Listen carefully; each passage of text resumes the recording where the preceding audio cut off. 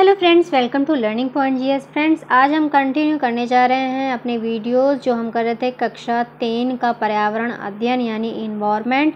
ये हमारा पार्ट 7 है। पार्ट 6 तक हम कंप्लीट कर चुके हैं।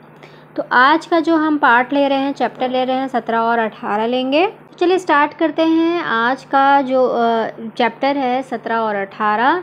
चैनल को फटाफट से लाइक, सब्सक्राइब एंड शेयर ज़रूर कर दीजिए ताकि जो भी स्टूडेंट्स सीटेट की प्रिपरेशन कर रहे हैं उनको भी हेल्प मिल सके।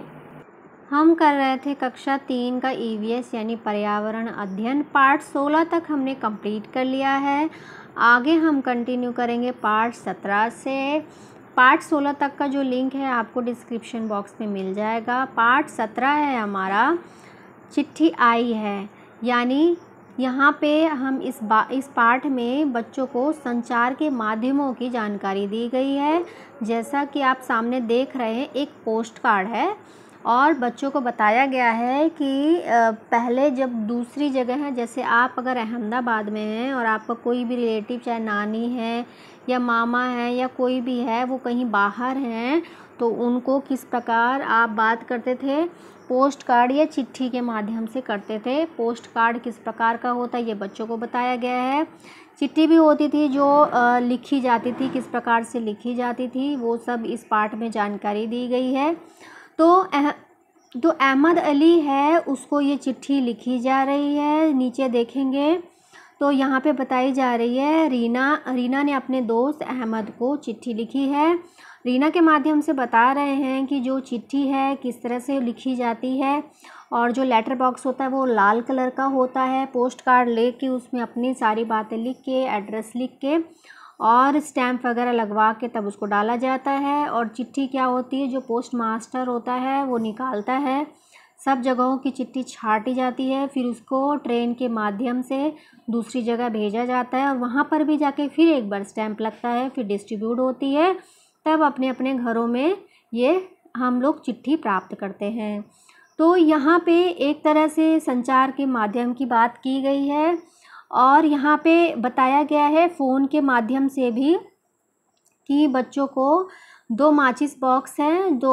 बच्चों को ये समझाया गया है कि 2 माचिस की डिब्बियाँ लीजिए, बीच में धागा बांध के आप अगर धागा खींच के रखेंगे, एक बच्चा दूसरी जगह और दूसरा दूसरी जगह जाएगा, तो आप अपनी बात सुन सकते हैं। यानी कि यहाँ पर टेलीफोन की भी चर्चा की गई है। इसी तरह से इस जो पाठ है, इस पाठ के माध्यम से संचार के अलग अलग माध्यमों की चर्चा की गई है। तो हम जो बच्चे हैं, हम बच्चों को और भी बता सकते हैं, जैसे कि टीवी है, आज के टाइम में टीवी आ गया है, मोबाइल फ़ोन है और बाकी जो भी संचार के माध्यम है उनके बारे में भी हम बता सकते हैं।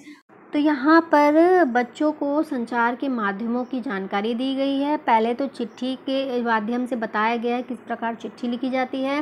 बताया गया है कि दिल्ली भेजने के लिए ट्रेन से चिट्ठी को भेजा जाता था, जिससे 5 से 6 दिन उसको लगते थे दिल्ली जाने के लिए। फिर वहाँ पे जाके भी वो किस तरह से डिस्ट्रीब्यूट होती है, ये सब बताया गया। तो प्रश्न कैसे बनेगा कि जो पोस्ट कार्ड है, चिट्ठी है, वो दिल्ली कितने दिन में पहुँची थी? 6 दिन में पहुँची थी। और उस पर वहाँ पे जाके क्या किया गया था, स्टैम्प लगा के फिर उसको डिस्ट्रीब्यूट किया गया था। और यहाँ पे बच्चों को अपनी क्रिएटिविटी दिखाने के लिए, बच्चों को प्रैक्टिकल करने के लिए बोला गया है। आप देख सकते हैं कि बताए गए स्थानीय परिवेश को देखते हुए बच्चों को संचार के अन्य माध्यमों जैसे मोबाइल फ़ोन, ईमेल, फैक्स आदि पर भी बात की जा सकती। इसकी जानकारी भी हम बच्चों को दे सकते हैं कि प्रेजेंट टाइम में जैसे इंटरनेट है, मेल्स वगैरह पे हम लोग अपनी बात कैसे कर सकते हैं, एक दूसरे तक कैसे पहुंचा सकते हैं। तो ये था आज का इसका पार्ट हमने अभी कंप्लीट किया, पार्ट 17। तो मेन बेसिकली इसमें संचार के ऊपर फोकस किया गया। तो प्रश्न जो बनेगा ये बनेगा कि पोस्ट कार्ड किसके माध्यम से दूसरी जगह भेजा गया था? दिल्ली भेजा गया था ट्रेन के माध्यम से, जिसको पहुंचने में 5 से 6 दिन लगते थे। और यहाँ पे बच्चों को अपने रचनात्मक विचारों को प्रस्तुत करते हुए संचार के विभिन्न साधनों के बारे में जानकारी दी जा रही है और बच्चों को इसके ऊपर एक्टिविटी भी कराई जा रही है, जैसे टेलीफोन बना के माचिस की डिब्बियों से एक्टिविटी कराना और जूते के डिब्बे से लेटर बॉक्स बनाना। तो इस प्रकार से बच्चों को रचनात्मक क्रिया के द्वारा भी संचार के माध्यमों की जानकारी दी जा रही है। तो आज की डेट के हिसाब से हम बच्चों को ईमेल, फैक्स, जैसे अभी हमने बात की, इन सब के बारे में भी बता सकते हैं कि ये भी सूचना के ही अन्य माध्यम हैं। तो अभी हमने पाठ 17 किया। पाठ 17 में यदि अगर प्रश्न पूछता है तो संचार के साधनों के बारे में पूछेगा और यह भी पूछ सकता है कि पोस्ट कार्ड किस प्रकार से लिखा जाता है। उसमें आपका पता होता है, जहाँ भेजा जाता है उसका पता होता है, नाम होता है और पिन कोड नंबर वगैरह होता है। और ये भी पूछ सकता है कि जो चिट्ठी थी वो दिल्ली कितने दिन में पहुंची थी, तो 5 से 6 दिन में पहुंची थी। और किससे गई थी? ये ट्रेन से गई थी। तो इस प्रकार से प्रश्न पूछे जाते हैं। चलिए, अभी हमने कंप्लीट किया पाठ 17। अगला पाठ लेते हैं, पाठ 18। दोस्तों, हमारा पाठ 18 है, ऐसे भी होते हैं घर। तो ये पाठ 18 है हमारा। आपको बता दें कि हमारा जो सीटेट में एक टॉपिक है आवास, यानी कि घर। तो यहाँ पे इस पाठ में आवास के बारे में ही डिटेल में बताया जा रहा है। तो जैसे कि आप यहाँ देख रहे हैं, पाठ में आप देखेंगे कि नसीम एक बच्चा है जो श्रीनगर में रहता है। उसके स्कूल में एक कैंप लगा है। उस कैंप में टेंट लगा है स्कूल के मैदान में। तो वहाँ पे अलग अलग जगह के बच्चे आते हैं। तो जैसे आप देख रहे हैं यहाँ पे पिक्चर में दिखाया गया टेंट लगा हुआ है। तो ये बच्चा बता रहा है कि हमारे स्कूल को खूब उस दिन सजाया गया है और कपड़ों की कतरनों से झालर वगैरह बनाई गई है और बादाम के छिलकों से भी पोस्टर बनाए गए हैं और सूखे पत्तों से, लकड़ियों के बुरादे से भी रंगोली बनाई गई है। क्यों बनाई गई है? बाहर के बच्चे आए हैं।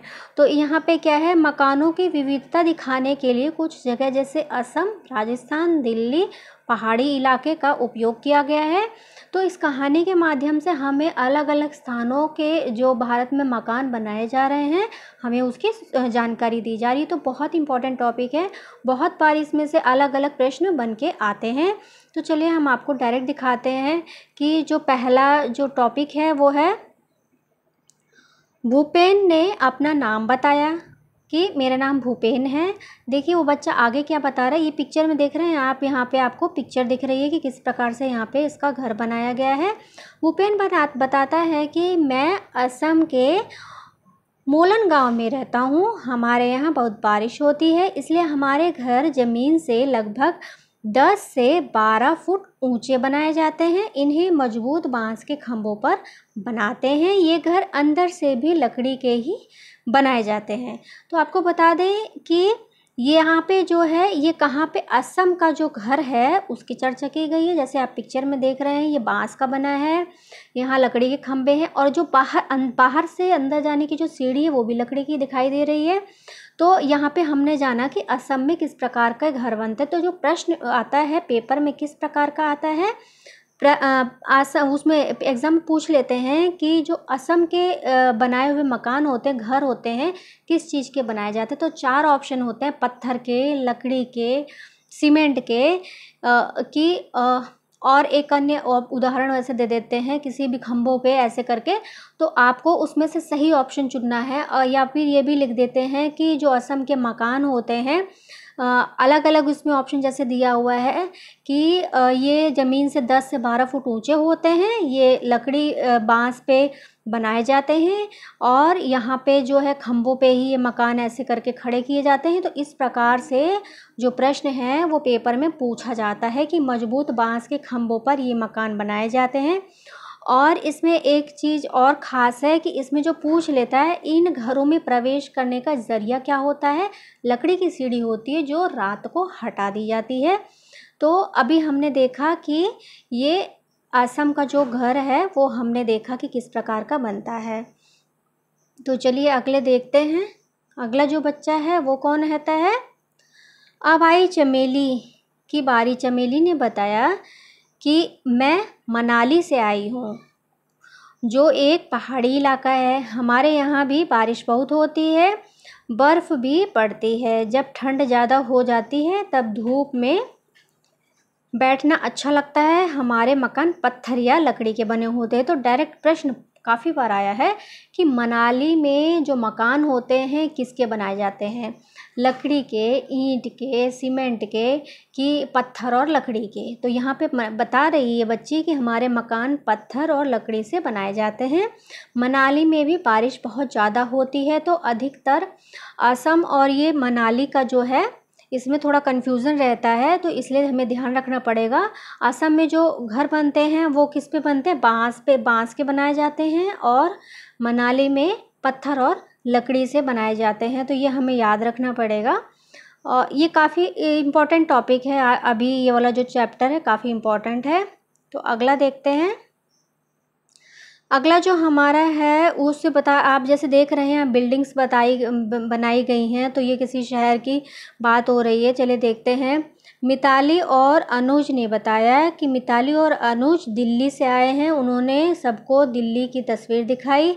एक तस्वीर में ऊंची ऊंची इमारतें देख भूपेन बोला, अरे इतने ऊंचे मकान, इनमें ऊपर तक कैसे चढ़ते हैं। तो बच्चों में क्यूरियोसिटी होती है, जो अगर कि ऐसे जैसे देहाती जगह का बच्चा है या गांव का है, उसको नहीं पता कि कैसे चढ़ता है। तो इसमें बताया जा रहा है कि किस प्रकार से चढ़ते हैं। यहाँ पे देखिए बताया गया है डिटेल में कि दिल्ली भारत की राजधानी है।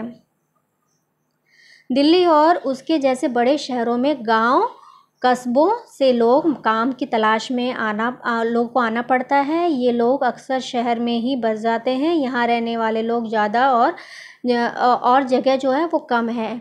बहुत लोग के पास मकान होते हैं और किसी के पास नहीं भी होते हैं। उन्हें झुग्गी झोपड़ी में रहना पड़ता है, और कई लोग के पास भी ये भी नहीं होता, तो लोग जहाँ जगह मिलती है वहीं सो जाते हैं, सड़क पर, फुटपाथ पर या स्टेशन पर। तो वाकई शहर में घर की बहुत बड़ी समस्या है। तो यहाँ दिल्ली के बारे में बताया गया है कि जो बहुत बड़ा शहर है वहाँ पे पॉपुलेशन इतनी ज़्यादा है कि सबके पास ज़रूरी नहीं है कि मकान हो। और जो दिल्ली में ईंट सीमेंट के मकान बनते हैं वो बिल्डिंगें बनती हैं, और गांव की तरह छोटे नहीं होते वहाँ मकान। तो अगला देखते हैं। यहाँ पे बताया जा रहा है काशीराम बताता है कि मैं राजस्थान के गांव से आया हूँ। यहाँ देखिए ये लिखा है, राजस्थान के गांव से आया हूँ। हमारे यहाँ बारिश बहुत कम होती है, खूब गर्मी पड़ती है। हम लोग मिट्टी के घरों में रहते हैं। घरों की दीवारें बहुत मोटी होती हैं। इन दीवारों को मिट्टी से लीप पोत कर सुंदर बनाया जाता है। छतें कटीली झाड़ियों से बनाई जाती हैं।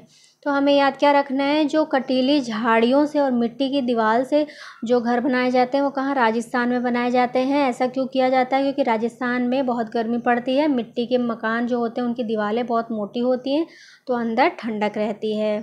तो अभी हमने देखा इन बच्चों के माध्यम से अलग अलग स्थानों के बारे में जो मकान बनाए जाते हैं वो बताए जा रहे हैं। इसी तरह से सभी टोलियों ने अपने अपने घर के बारे में बताया। परिचय के बाद रंगारंग कार्यक्रम भी होता है। फिर बच्चे अपनी अपनी भाषा में लोकगीत सुनाते हैं। तो इसी प्रकार से अब हम जब नीचे आएंगे तो हम नीचे भी देखेंगे, जो अभी हमने जैसे जैसे घरों की बात की वो सब यहाँ पे पिक्चर के माध्यम से बताया गया। जो मिलान करना है, सामने है ये बर्फ़ से बना है, ये इग्लू हाउस है जो बर्फ़ से बनता है। झोपड़ी आपको पता है कि ये देखिए सबसे नीचे झोपड़ी है, जो टेंट है वो कपड़े का बनता है। और बहुमंजिला इमारत ये है। हाउस बोट कहाँ होती है, नाव है जिसमें लोग रहते भी हैं, उसको चलाया भी जाता है, चप्पू से चलाया जाता है बेसिकली। और यहाँ पे ये बताया गया है कि इन बच्चों के माध्यम से कि अलग अलग स्थान पे जो लोग रहते हैं उनके आवास, उनके रहने का तरीका, उनके मकान अलग अलग होते हैं। तो इस पाठ 18 के माध्यम से अलग अलग स्टेट के जो मकान होते हैं उनकी चर्चा की गई है। कहवा चाय के ऊपर भी बहुत बार प्रश्न आया हुआ है। बच्चों के माध्यम से डायरेक्ट हमें बताया जा रहा है कि जो पहाड़ी एरिया वहाँ का मकान कैसे बनेगा, और जो भूमिगत एरिया वहाँ कैसे बनता है मकान। जैसे राजस्थान में हमने देखा कि वहाँ मिट्टी की मोटी दीवारों द्वारा मकान बनाया जाता। तो काफ़ी इम्पॉर्टेंट टॉपिक है, और आवास के ऊपर बहुत बार प्रश्न आता है। मोस्टली 2-3 नंबर के यहाँ पे प्रश्न इसमें पार्ट में से फंस जाते हैं। तो अभी मैंने साथ के साथ आपसे चर्चा भी कर ली कि कहवा चाय कैसे बादाम और इलायची डाल के बनाई जाती है, और जो हमारा अभी हमने यहाँ पे स्टार्टिंग में ही देख लिया था कि जो बच्चों के माध्यम से देखा था कि असम के मकान जो बांस के बनाए जाते हैं, राजस्थान के मकान मिट्टी और उसके बनाए जाते हैं, झाड़ी वगैरह के। तो इस प्रकार से प्रश्न आ जाता है। तो यह हमने कंप्लीट किया अपना 18 पार्ट। अगला पार्ट हम लेंगे पार्ट 19 वो अपनी नेक्स्ट वीडियो में। और आपको वीडियो कैसी लगी कमेंट करके ज़रूर बताइए। चैनल को लाइक सब्सक्राइब करना ना भूलें, बेल आइकन को ज़रूर प्रेस कर दें ताकि आपको नेक्स्ट वीडियो की नोटिफिकेशंस मिलती रहे। Thank you for watching friends.